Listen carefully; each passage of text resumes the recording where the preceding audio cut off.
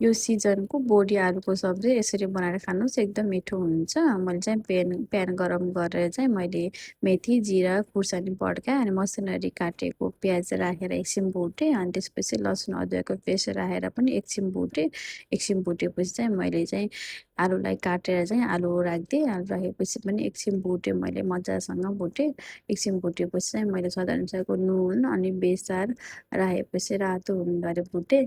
यसरी भुटेपछि मैले त्यसमा बोडी राखिदिएँ। बोडी राखेपछि एकछिन चलाएँ छुपी चलाएपछि यसमा चाहिँ मैले फेरि मसला राखेँ, घरैपछिको मसला राखिदिएँ। मसला राखेपछि चाहिँ मैले टमाटर राखेको थिएँ अनि यसरी चाहिँ मेरो सब्जी रेडी भयो। हेर्दै खाउँ एकदम राम्रो भएको छ। यसरी हजुरले पनि ट्राई गर्न सक्नुहुनेछ।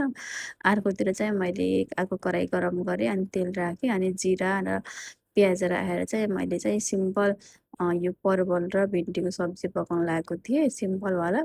यसमा चाहिँ अरू केही पनि राख्दैन, मैले नुन बेसार र हल्का मसला मात्रै राख्छु।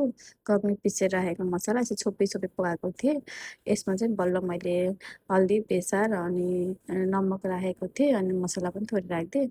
राखेपछि एकछिन चलाएपछि चाहिँ यो चाहिँ सब्जी रेडी हुन्छ। मलाई चाहिँ सिम्पल सब्जी बनाएर खान मनपर्छ। यसरी मजासँग भुटेपछि यो सब्जी चाहिँ रेडी भयो। हेर्नु न कस्तो राम्रो भएको छ। यसरी चाहिँ मैले बनाएर खाएँ। यसरी चाहिँ मैले प्लेटिङ गरेँ, सलाद दालसँग मैले चाहिँ खाएँ। हजुरहरूले पनि सिजनको सब्जी ट्राई गर्नुहोस् है त। हस्, thank you watching this video.